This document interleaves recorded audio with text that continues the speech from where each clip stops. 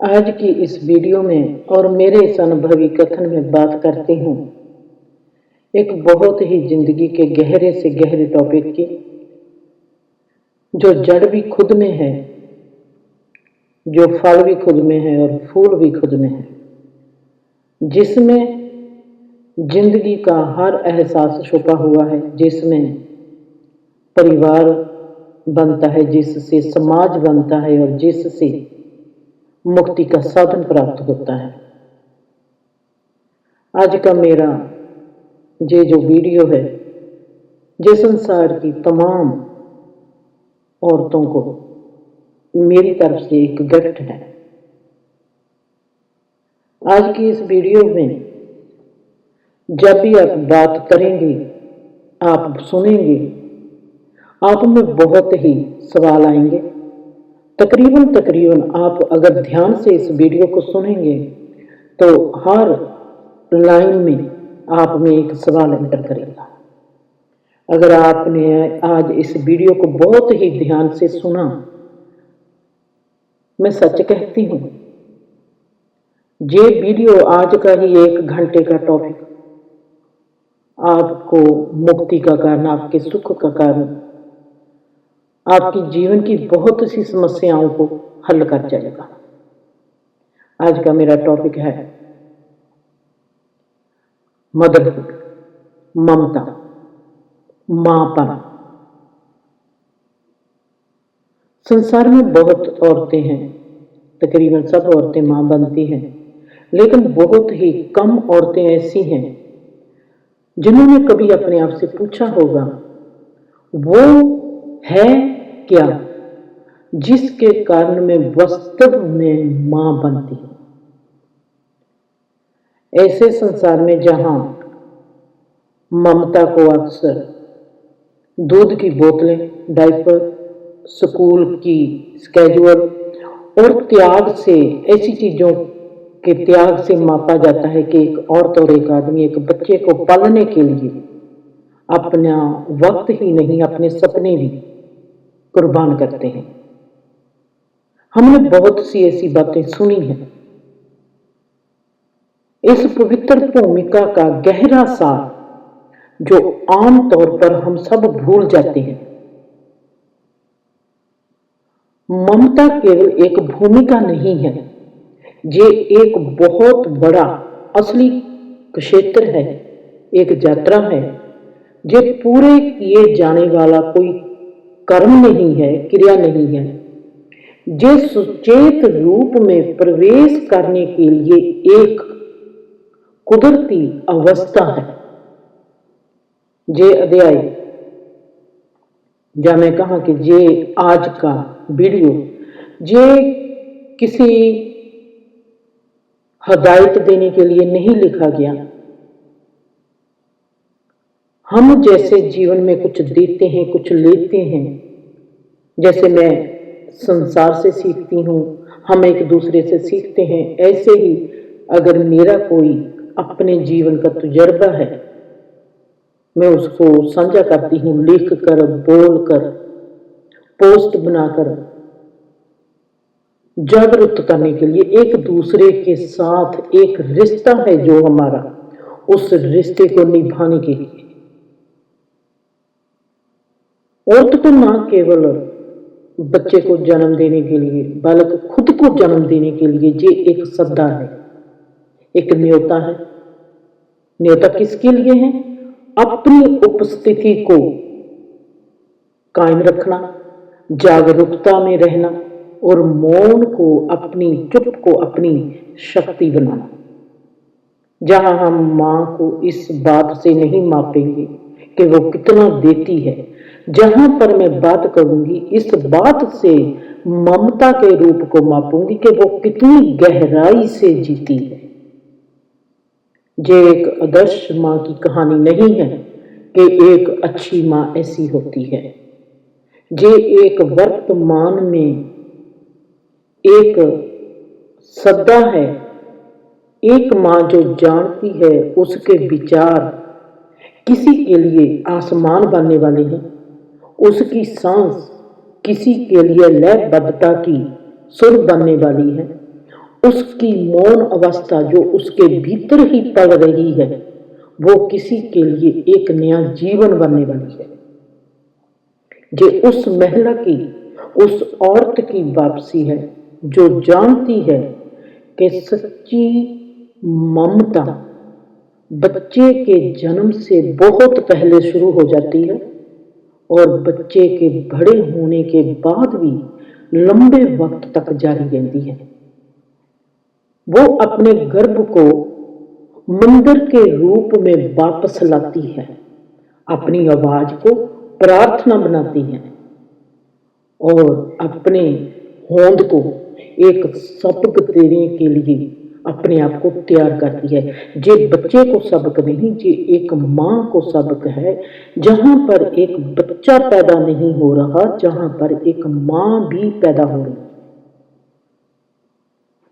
इसे पढ़ने वाली हर औरत के लिए ये जो आज का लेख है, ये एक किताब के रूप में नहीं, एक बोध के रूप में आपको मिले, एक साथी के रूप में आपको मिले। आप देख सको कि ना केवल एक माँ बल्कि एक जे पवित्र संसार को भी एक जीने वाली अवस्था है। जहां पर मैं फिर बात करूंगी चेतना में ममता का रूप। सिर्फ जीव जो है ये विज्ञान में नहीं है, हमारे शरीर में नहीं है कि हम एक रिश्ते में बध गए, शरीर में से शरीर का जन्म हो गया। ये चेतना में पहले इसका बीज है, हमारे अस्तित्व में इसका बीज है। हमारे अस्तित्व में जब बीज होता है वो ही क्रिया बनता है। एक माँ जन्म देते ही माँ नहीं बन जाती, वो तब माँ बनती है जब वो अपने माँपन में जागरूक होने लगती है। जन्म देने की शारीरिक क्रिया में घंटे लग जाएंगे, कुछ महीने लग जाएंगे, लेकिन आत्मा को पालने के लिए अध्यात्मक जो ये हमारी परंपरा चलती है, हम आत्मा को पालते हैं। इसको कभी कभी जीवन लग जाता है। ममता सिर्फ एक घटना नहीं है जो घटती है, ये एक उपस्थिति है जो पैदा होती है। जैसे ही बच्चे का शरीर पैदा होता है, वहां पर एक उपस्थिति पैदा होती है। वो है उस औरत के भीतर, जहां पर एक बच्चा जन्म लेने की तैयारी करता है, वहां पर एक माँ अपनी उपस्थिति बनाने की तैयारी करती है। ये शरीर सिर्फ शरीर को पालना नहीं है, ये आने वाले भविष्य को, आने वाले वक्त को पालना है। ये सिर्फ डायपर को बदलना नहीं है, ये आंतरिक विकास को दिशा में, सुंदर दिशा में बदलने की एक तैयारी है। अगर माँ गौर से देखेगी, वो माँ बनते बनते ही इस संसार से एक बहुत सुंदर पड़ाव में चली जाएगी। हम देखते हैं सिर्फ एक बच्चा बन रहा है, एक बच्चे का विकास हो रहा है। हम ये नहीं देखते कि अगर माँ अपने कर्तव्य पर भी, अपने आप पर भी ध्यान दूंगी, अपने अस्तित्व पर भी ध्यान दूंगी, वो अपने आप को भी एक सवाल में खड़ा करेंगी, तो वो अपने आप में भी एक धर्म, एक आध्यात्मिक विकास होता दिखेगी। चेतना नारीत्व की नजर में माँ वो नहीं है जो बच्चे की मालिक है, वो एक आत्मा की मार्गदर्शन बनने वाली है। वो जीवन की निर्माता नहीं है, वो अब जीवन की एक कलाकार बनने वाली है। वो कला जो उसके भीतर आ चुकी है, जो एक रहस्य को समेटे हुए है, जहां पर एक जागरूक माँ पूछती है, ये कौन है जो मेरे माध्यम से आया है, जो मुझसे नहीं आया। इस लाइन में बहुत बड़ा ही आध्यात्मिक रहस्य है। ये कौन है जो मेरे माध्यम से इस जीवन में आ रहा है, लेकिन मुझसे नहीं। हम कहेंगे कि ये औरत है, ये गर्भवती हुई है, ये बच्चा इसका है। नहीं, अगर जागरूकता से देखेगी, वो देखेगी कि वो कौन है जो मेरे माध्यम से आ रहा है। क्या आपको पता है, आपने कभी सोचा है कि आपके बच्चे का नाक ऐसा हो, ऐसा हो, वैसा हो, आपने बनाया है? नहीं, वो बनकर आ रहा है। जी, कौन है जो मेरे माध्यम से आ रहा है, लेकिन मुझसे नहीं। मैं इसको अपने डर के अनुसार ढालना है, या मैं इसको संपूर्ण होने में मदद करनी है। डर के अनुसार, जहां पर मैं डर लफ्ज का क्यों लेती हूं, इसको भी सोचना। इन्हें संपूर्ण रहने में मैं कैसे मदद करूंगी, ये सवाल बहुत जरूरी है। वो अपनी जरूरतों से नहीं, अपनी स्पष्टता से मां बनना शुरू करती है। वो कंट्रोल नहीं करेगी, वो खेती करेगी, वो दुआ नहीं डालेगी, वो उस जगह की रक्षा करेगी, वो प्रतिक्रिया नहीं करेगी, वो गहराई से चिंतन करेगी। ऐसी मां सिर्फ बच्चे का पालन पोषण नहीं करती, ये आने वाले वक्त का पालन पोषण करती है।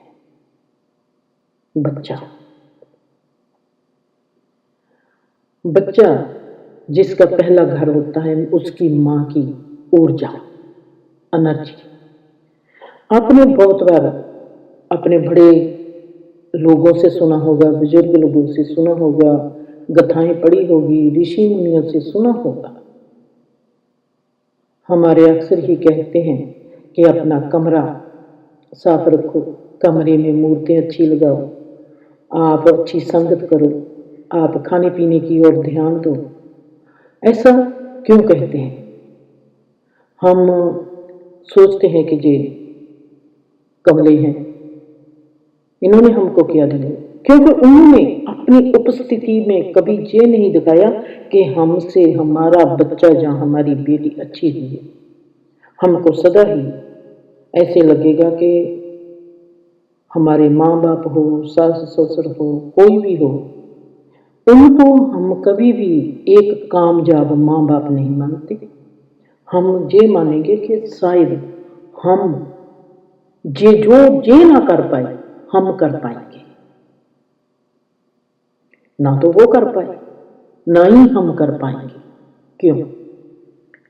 आपको इस आज की वीडियो में जो सब कुछ ध्यान से सुनेंगे तो एहसास हो जाएगा। बच्चा, मैं जड़ से चल रही हूं, जड़ बचपन। बच्चा, हम कहां से पैदा हुए?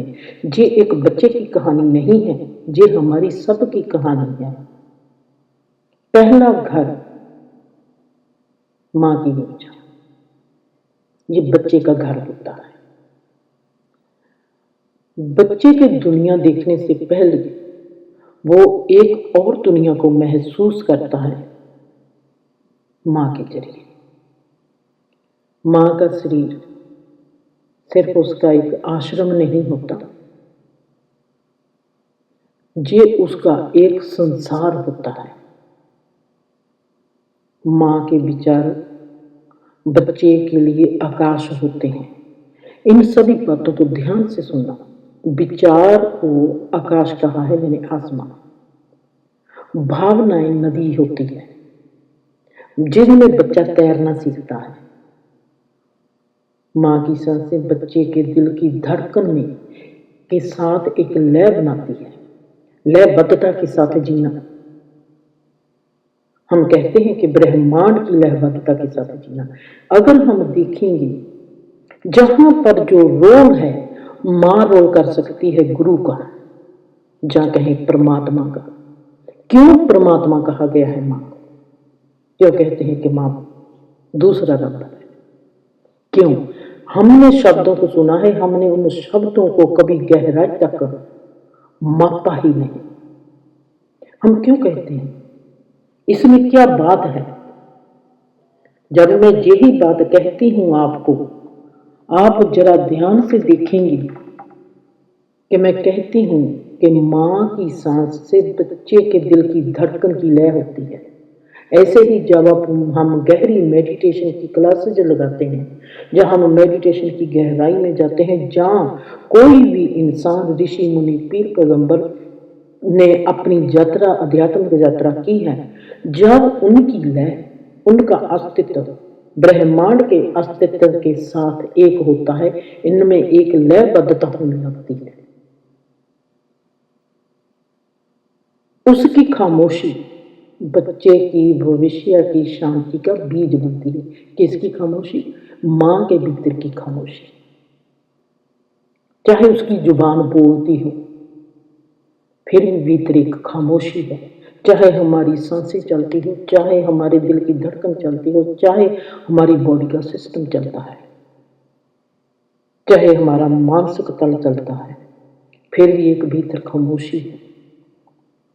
तो ऐसे ही जैसे बाहर है, इस खामोशी के भीतर एक शांति का बीज है, उसके साथ एक लय है।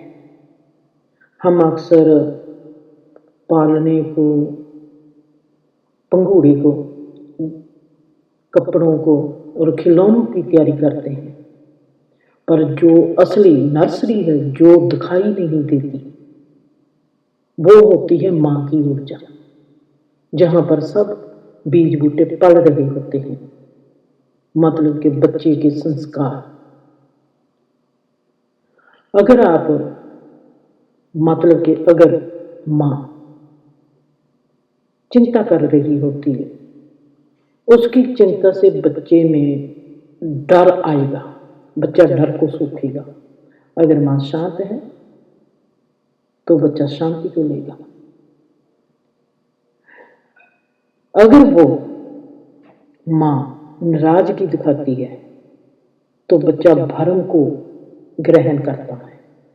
अगर माँ उपस्थिति दिखाती है तो बच्चे में विश्वास पैदा होता है।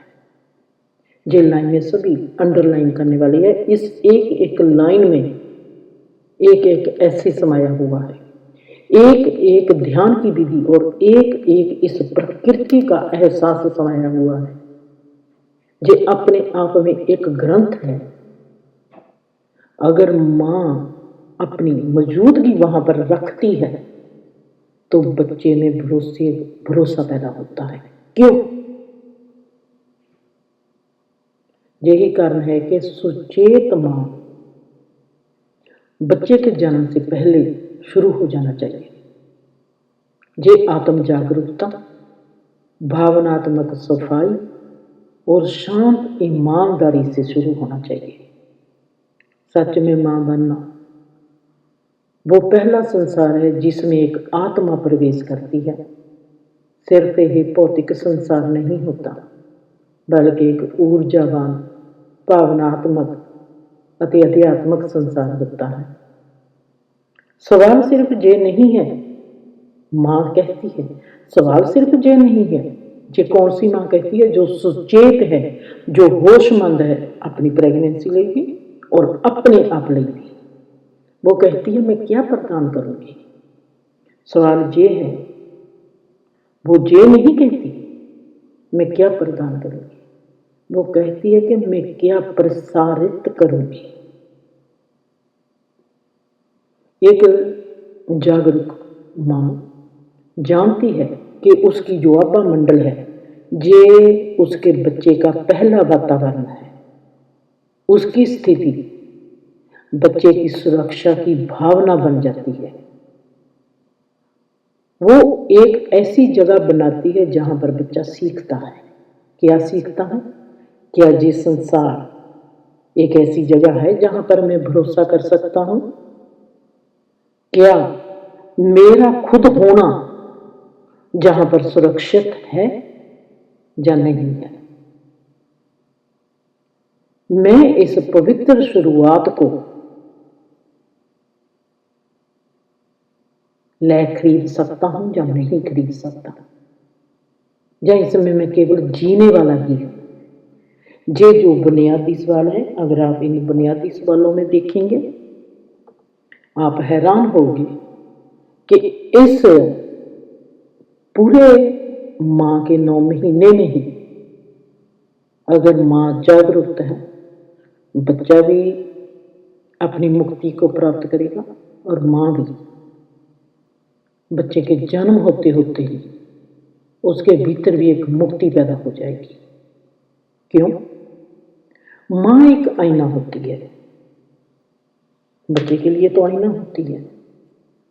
बच्चा वो ही देखेगा जो माँ दिखाओगी। गुरु हम क्यों नहीं? जो मर्जी कर ले। गुरु अगर माँ बन जाती है तो बच्चा जीवन भर दुखी नहीं होगा। बच्चे को हम कहेंगे आप जे सीखो, जे सीखो, जे सीखो। बच्चा सिखाने से कुछ नहीं सीखता, बच्चा सीखता है देख कर, सीख कर, महसूस करके, फिर उसको आत्मसात करना सीखता है। पहला आईना जिसमें वो देखता है वो होती है उसकी माँ। बच्चे को ये जानने से पहले कि वो कौन है, वो अपनी माँ को देखता है।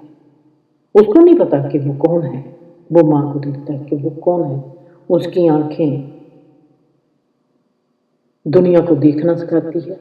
माँ की आंखें मतलब माँ की आंखें उसको दुनिया को देखना सिखाती है। उसका लहजा, माँ का लहजा उसको बोलना सिखाता है। माँ की खामोशी उसको सुनना सिखाती है। माँ का जो व्यवहार है उसके लिए वो धारणाओं की प्रणाली बन जाती है। यही कारण है कि एक सुचेत माँ पूर्णता के बारे में नहीं होती, उसकी उपस्थिति के बारे में ही एक ममता, एक माँ छुपी हुई होती है। वो वास्तविक माँ है जो अपनी उपस्थिति के बारे में, अपनी उपस्थिति में ही रहती है और अपनी उपस्थिति के बारे में ही जानती है। ये आपकी खामियों को छुपाने के बारे में नहीं है। ये विनम्रता, सच्चाई के साथ बच्चे के सामने उन्हें ठीक करने के बारे में है। मतलब मेरा जहाँ पर कहने का ये है कि अगर मेरे में कमजोरी है और मैं उस कमजोरियों को अगर छुपाऊंगी तो बच्चा भी वो छुपाने लगेगा। कमजोरियों को स्वीकार करना है। अगर मैं स्वीकार करूंगी तो बच्चा क्या सीखता है, उसमें निम्रता आएगी और उसमें एक सच्चाई आएगी। एक बच्चे को एक आदर्श माँ की जरूरत नहीं होती, उसको एक स्पष्ट, एक मौजूद माँ की जरूरत होती है। एक माँ की ईमानदारी साहस बन जाती है बच्चे के लिए। अगर माँ गलती करती है और फिर वो देखता है कि ये माफी भी मांगती है, बच्चे में विनम्रता आती है।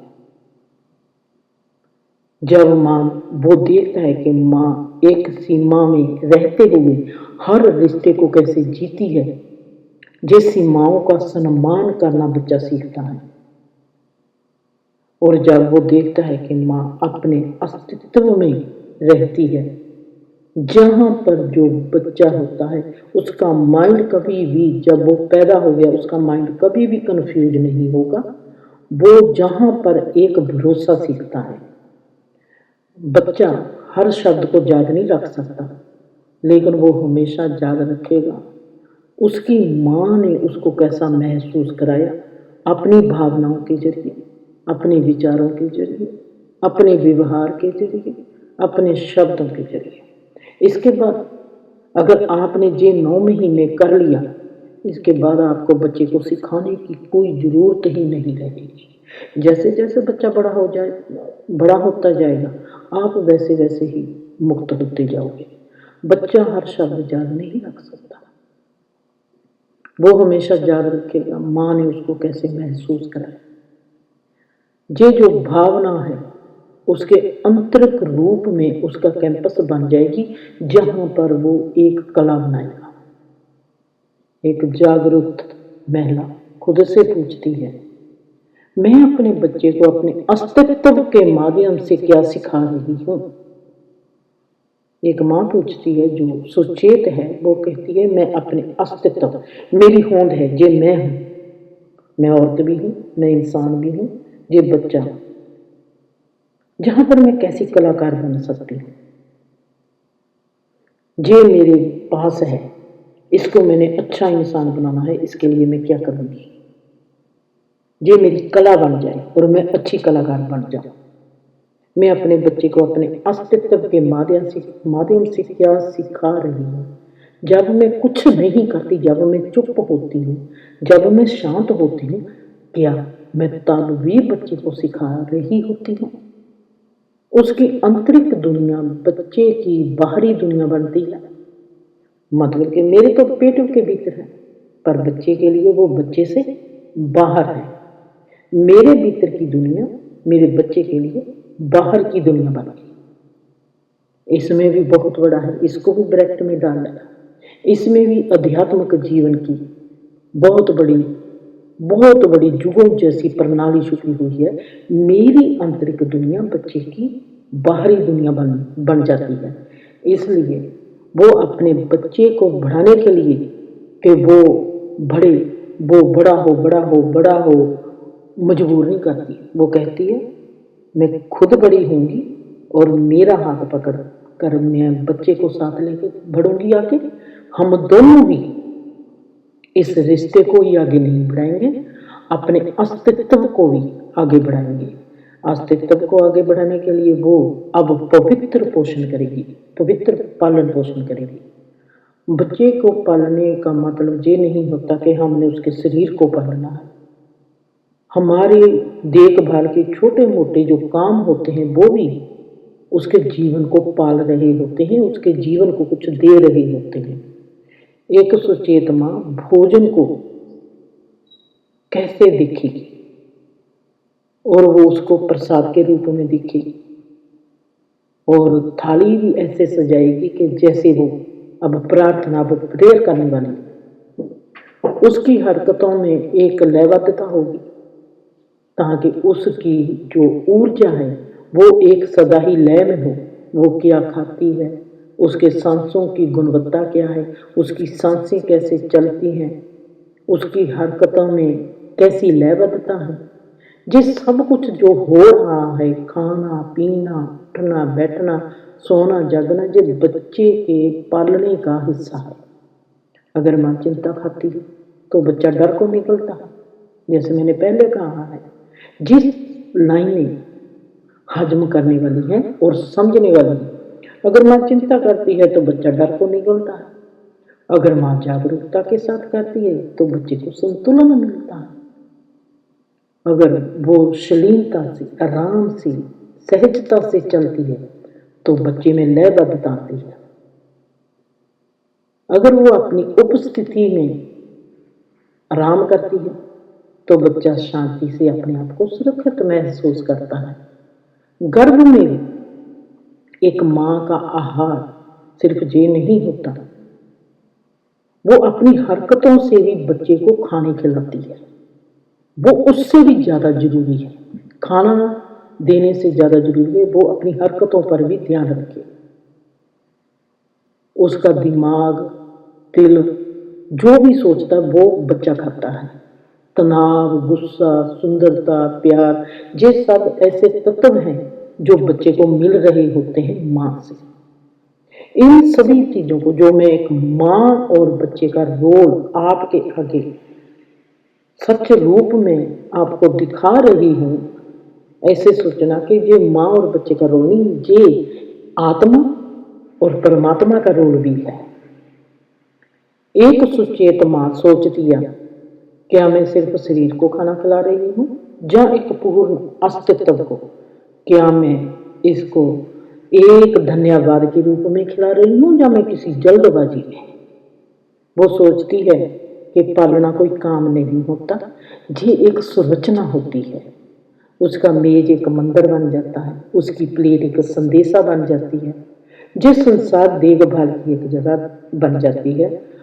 आप ध्यान देने योग्य हैं या नहीं है, आप प्राप्त करने के लिए इस चीज को सुरक्षित महसूस करते हो या नहीं करते हो। हर बुर्की को, हरने वाले को बच्चा जीवन के साथ एक रिश्ता बनाना शुरू कर देता है। क्या मैं पालन होने के लायक हूँ? क्या मैं इन हाथों पर भरोसा कर सकता हूँ जो मुझको खाना खिलाते हैं? क्या ये मेरा पालन पोषण पवित्र है? जागरूक माँ अपनी जीवन शैली से जवाब देती है। वो मुंह से ही सिर्फ नहीं खिलाती, वो अपनी आत्मा से खिलाती है, क्योंकि गर्भ एक मंदिर है, आवाज एक प्रार्थना है। चाहे वो आवाज दिल की है, चाहे शरीर के सिस्टम की है, चाहे माँ के बोलों की है, चाहे माँ के सोच की है, चाहे माँ के विचार की है, चाहे माँ की भावना की है। संसार में आने से पहले, रोने से पहले बच्चा माँ की आवाज सुनता है। संसार के बच्चे ने चेहरा बाद में देखना होता है।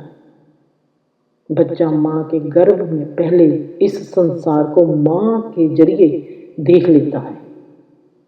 गर्भ शरीर में सिर्फ एक जगह नहीं है, ये एक पवित्र मंदिर होता है बच्चे के लिए, जहां जीवन का रहस्य पहले विकासत होना चुनता है। आपको हैरानी लगेगी, आप में भी बहुत बार सवाल ऐसे उठे होंगे जिंदगी में कि कैसे बच्चा जब शरीर बनता है, क्या उस वक्त ही रूह शरीर में आ जाती है या बाद में आती है? आप में बहुत से सवाल उठते होंगे, मेरे में भी बहुत उठते थे। जहां एक जो मैं पहला अब बोलने वाली हूँ, अब ये गर्भ एक मंदिर है, आवाज एक प्रार्थना है। अब जहां पर एक आपको सही और असली धर्म की पहचान आएगी। ये दो रिश्ते हैं, माँ और बच्चा। एक इससे और रिश्ता होता है आत्मा और परमात्मा। शरीर, गर्भ शरीर में सिर्फ एक जगह नहीं होती, ये एक पवित्र मंदिर होता है जहां पर जीवन का रहस्य पहले विकासत होने लगता है। जैसे हम इस संसार में आने से पहले हमारे में चेतना होती है, वो चेतना पहले हमारे में विकासत होनी चाहिए। उस चेतना में एक रहस्य है, ये सिर्फ बच्चे को ही नहीं रखता, इससे जीवन के बीच की एक खामोशी भी होती है जिसको हमने जानना होता है। गर्भ जो है ये प्राचीन विज्ञान को ग्रहण करता है। मतलब इसका ये है कि जब कोई भी आत्मा शरीर में प्रवेश होती है, माँ के गर्भ में आती है, तो वो उससे पहले, हम तो आज तक साइंस ने, हमने तो इस चीज को सिर्फ देखा है, सिर्फ ये देखा है कि माँ एक और प्रेग्नेंट हो गई। हमने इसके बाद कुछ नहीं देखा। हमने देखा कि वो कैसे प्रेग्नेंट होगी, हम इस बात को जानते हैं, पर हमने वो नहीं देखा कि ऊर्जा मंडल में उस वक्त क्या हुआ था। जीवन का रहस्य पहले विकासत होगा उस जगह पर। गर्भ जो है ये प्राचीन ज्ञान को पहले ग्रहण करेगा, वो उसकी रक्षा करता है। जो प्राचीन ग्रहण ज्ञान है जिसको ग्रहण करेगा बच्चा, वो उसकी रक्षा करता है। रहस्य में एक रक्षा केंद्र है। माँ जो भी महसूस करती है, बच्चा उसकी एक प्रतिध्वनि के रूप में उसको ग्रहण करता है। जैसे मैंने कहा कि बच्चा जब माँ डरती है तो बच्चा महसूस करता है, जब वो प्यार करती है तो बच्चा आत्मसात करता है। ये जो एक पंक्ति है, इसको भी नोट कर लेना। माँ जब डरती है तो बच्चा उसको महसूस करता है। आप जीवन में कुछ भी, चाहे वो नेगेटिव चीज कोई भी हो, डर हो, रोग हो, आप इसको सदा महसूस करोगे, इसको कभी भी आत्मसात नहीं करोगे। आप कहोगे कि नहीं, आप उसको दूर करना चाहोगे, आत्मसात नहीं करोगे, पर अगर प्यार है आप उसको आत्मसात करोगे। जीवन की पॉजिटिव चीज हम सदा ही आत्मसात करेंगे, अपने आप में समेटेंगे, और जो डर या नेगेटिव चीज है उसको हम महसूस करेंगे, पर उसको आत्मसात कभी नहीं करेंगे। माँ की आवाज पहली आवाज होती है जिसको बच्चा सुनता है। भाषा कोई आती नहीं, सिर्फ आवाज सुनता है, साउंड सुनता है, लफ्ज नहीं सुनता, साउंड सुनता है। ये बात भी आत्मसात करने वाली है। लफ्ज नहीं सुनता, साउंड सुनता है। हम कैसे कहते हैं कि अगर कोई क्रोध में बोलता है हमको पता चलता है कि ये क्रोध में है, लफ्ज वो ही है, वो ही लफ्ज मीठे बोलेंगे तो कैसे होगा। भाषा को समझे बिना ही बच्चा स्वर को, साउंड को समझता है। आवाज कोमल है या कठोर है, क्या ये गर्मजोशी में बोली गई है या तनाव से भरी हुई है। जहां तक के अनकहे शब्द जैसे सिसकी होती है, जैसे भावनाएं उठती हैं, जैसे हंसी की आवाज होती है, जैसे साइलेंस होती है, ये बच्चे के आंतरिक संसार को फिर आकार देती है। एक सचेत मां समझती है कि उसकी आवाज सिर्फ संचार नहीं है, ये एक सोच, एक रचनाकार है, एक रचन शक्ति है। उसके जो शब्द हैं वो बीज बो रहे होते हैं। उसकी खामोशी जो होती है, माँ की जो खामोशी होती है, वो भीतर की मिट्टी को एक आकार दे रही होती है। जहां पर आप देख सकते हो कि एक कुम्हार एक बर्तन कैसे बनाता है, जहां पर सेकंड रोल, जैसे पहला रोल है आत्मा और परमात्मा का, एक क्रिया हो रही है माँ और बच्चे के भीतर, उस क्रिया को मैंने एक रूप दिया है आत्मा और परमात्मा। अब उसका दूसरा रोल जहां पर आएगा, कुम्हार जैसे बर्तन को बनाता है। बहुत ही गहरी खामोश चुप में आकार बनता है। वे ना केवल बच्चे के कानों से बल्कि अपने अस्तित्व से बात करना शुरू कर देती है। बच्चा सिर्फ कानों से नहीं सुनता माँ की आवाज को, अपने अस्तित्व से सुनना शुरू कर देता है। आपने गुरबानी में सुना होगा, बिन कानों सुनना, बिन अखों देखना, बिन जीवा बोलना, क्यों जीवत मरना। बाबा नानक की ये फरमाई हुई बात है। जहां पर ये है, जिस प्रोसेस से हम निकल कर आए हैं, जिसको कहते हैं कि ये 9 महीने गर्भ अवस्था है, क्या वाकया ही वो गर्भ अवस्था है? जो उस गर्भ अवस्था में कोई एक ऐसी और भी अवस्था है जिसके बारे में हम जानते नहीं? क्या ये आत्मा और परमात्मा का कोई मेल तो नहीं है? परमात्मा का हमने ये सुना है कि परमात्मा कहता है जो अंडे सो ही ब्रह्मांड। अब जहां पर मैं दूसरी रो आपको एग्जाम्पल देती हूँ, जैसे कुम्हार एक बर्तन को शेप देता है, जहां पर जो बच्चा है उसके कान ही नहीं सुनते, उसका अस्तित्व हर चीज को सुनता है। अब माँ क्या कर सोचती है, खुद से पूछती है, जो सुचेत माँ होगी वो, क्या मेरी माँ के ऊर्जावान शब्द उपचार करते हैं या नुकसान पहुंचाते हैं? वो अपने आप को कहती है मेरी माँ। क्यों कहती है मेरी माँ की?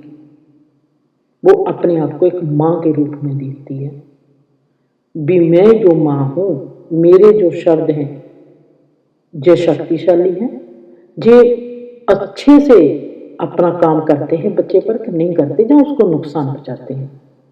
क्या मैं सच बोलती हूँ? जब मैं जो बातें अपनी सुनी सुनाई है, किसी मैंने पड़ोसी से सुन ली, किसी मैंने धर्म की जगह से सुन ली, अपनी माँ से सुन ली, अपने बाप से सुन ली, जब मैं वही बातें आज फिर दोहरा रही हूँ, जब ये मेरी अपनी बीती है, मेरी अपनी हद बीती है, जो मैंने आज तक इस जीवन से सीखा है। क्या मेरी आवाज स्पेस में आशीर्वाद देती है या सिर्फ एक बोझल बन जाती है बच्चे के जीवन में, जब उसको एक प्रार्थना से भरा हुआ स्पेस देती है, वो अपनी आवाज को प्रार्थना में बदल देती है, फिर वो अपने गर्भ को बिना हंसी अपनी गति की लय में ऊर्जा में बदल देती है। मतलब माँ के जहाँ पर आलतू फालतू काम सब समाप्त हो जाते हैं अगर वो सुचेत औरत है। वो जो खाती है, उसकी सांसों की गुणवत्ता, उसकी गति की लयबद्धता, वो सब एक सबक बनकर उसकी उपस्थिति से आती है। इससे बढ़िया शिक्षा और कोई भी बच्चे को दे नहीं सकता। माँ कहती है कि मैं क्या करूं, वो एक सुंदर आत्मा को, एक सुंदर कला को जन्म देना चाहती है। वो खुद एक सुंदर अच्छी कलाकार बनना चाहती है। ये जो शिक्षा चलती है, जब वो अच्छी कलाकार बनना चाहती है, अच्छी कलाकार कैसे बन सकती है? जब आपने मेरी वीडियो बहुत सुनी है, मैं कहती हूँ कोई औरत का कसूर है। भीतर की खामोशी उसके सदा ही रहेगी, चाहे उसके बाहर के हालात कितने भी बुरे क्यों ना हो। कोई भी इंसान, कोई भी रिश्ता उसके लिए कितना भी खतरनाक क्यों ना हो, उसकी भीतर की खामोशी को कभी भी कोई छीन नहीं सकता। अब जहां पर मैं वो ही बात करूंगी, आपको जिस पहरा देखकर, जे मेरी बात सुनकर आप सच में मानोगे, अगर सुचेत हो गए, आप जानोगे कि वाकई एक बच्चा, अगर आज का बच्चा इतना गलत है तो दोषी बहुत डिग्री पर माँ है, और ज्यादा डिग्री पर और बहुत डिग्री पर माँ है। बच्चे को एक मौन शिक्षा मिलती है माँ के साथ। वो शिक्षा उससे ना बच्चे से या माँ से। ये एक ऐसा स्कूल है जहां पर कोई और विद्यार्थी एंटर ही नहीं हो सकता, मतलब कि कोई और रिश्ता एंटर ही नहीं हो सकता। बच्चा सबसे ज्यादा सीखता है, वो स्कूल के पाठों से नहीं, उपस्थिति से। उपस्थिति किसकी है? माँ की। सबसे बड़ी शिक्षा ये नहीं होती कि माँ क्या कहती है, सबसे बड़ी शिक्षा ये होती है कि जब माहौल शांत हो, चुप हो, सहज हो, सरल हो, उन पलों में जब साइलेंस होती है तो माँ क्या है। जब वो बैठी होती है, उसके आसपास कोई नहीं होता, जब वो अपने आप में कोई गीत गुनगुनाती है, जब वो अपने आप में तड़प रही होती है, उस पलों में जो फिर उसके भीतर उसकी जो मौन अवस्था है, भीतर जो साइलेंस है, उसको सहज रखते हैं, शांत रखते हैं, सरल रखते हैं। उन पलों में जो माँ की उपस्थिति है वो कैसी है, ये सबसे गहरी बात है जो बच्चे और माँ के भीतर इस चीज में, इस पल में कोई भी नहीं आ सकता। बच्चा सिर्फ अपने कानों से नहीं सुनता। जहां पर फिर मैं एक और बहुत बड़ी बात करनी है, बच्चा सिर्फ अपने कानों से नहीं सुनता, वो अपने तंत्र से, अपने दिल से, अपनी ऊर्जा के प्रति, अपनी अदृश्य ना दिखने वाली सहनशीलता से सुनता है। जो जहां मैंने कहा कि तंत्रिक तंत्र से, अगर आपको मैंने यही बयान करना हो तो आप शिव जी को पहचान जाओगे कि जहां से तंत्रिक विद्या शुरू हुई है, ये वो बिंदु है जो मां के गर्भ से, अगर गर्भ अवस्था में ही बच्चा सुचेत हो जाता है तो ये जो तंत्रिक तंत्र से संवेदनशील होकर वो सुनता है गर्भ अवस्था में, वो महाज्ञानी हो जाएगा। जब मां शांत होती है तो बच्चे को आराम करने की अनुमति महसूस होती है। जब वो बिखरी होती है तो बच्चा सात्विक हो जाता है। जब वो बिना कंट्रोल के जरूरत से ज्यादा प्यार करती है, मतलब कि उसके पास कोई सीमा नहीं होती, वो प्यार के बहाव में होती है, तो बच्चे को ऐसे लगता है कि उसको आजादी मिल गई। इसको इन लाइनों को जोड़ने का आप जरूर इन पर विचार करना कि जब वो बिना सीमाओं के प्यार करती है तो बच्चे को उस खिलने में आजादी महसूस होती है। क्रियाओं के बीच में जो खामोशी होती है वो असली शिक्षा होती है जीवन की, चाहे वो गर्भ अवस्था में हो, चाहे वो इस संसारी अवस्था में हो।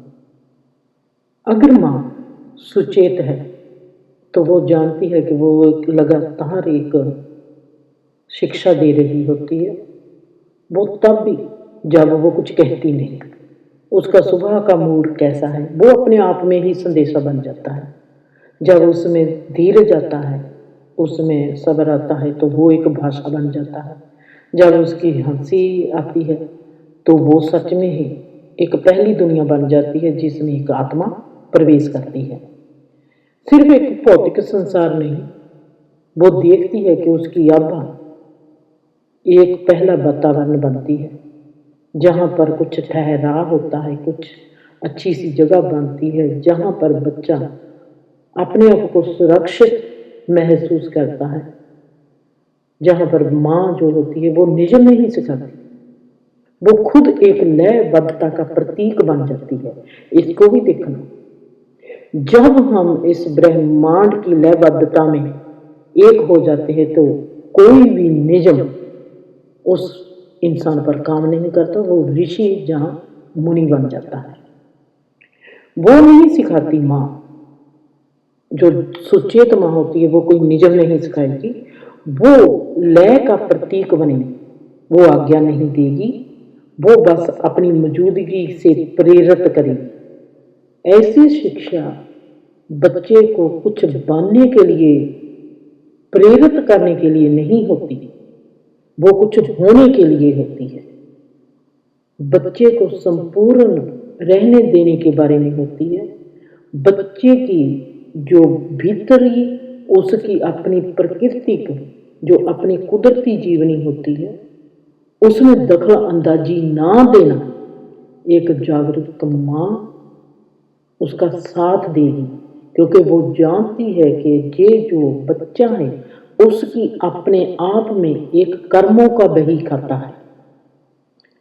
उस कर्मों के बही खाते को नजिठने के लिए कुदरती माहौल जरूरी होता है।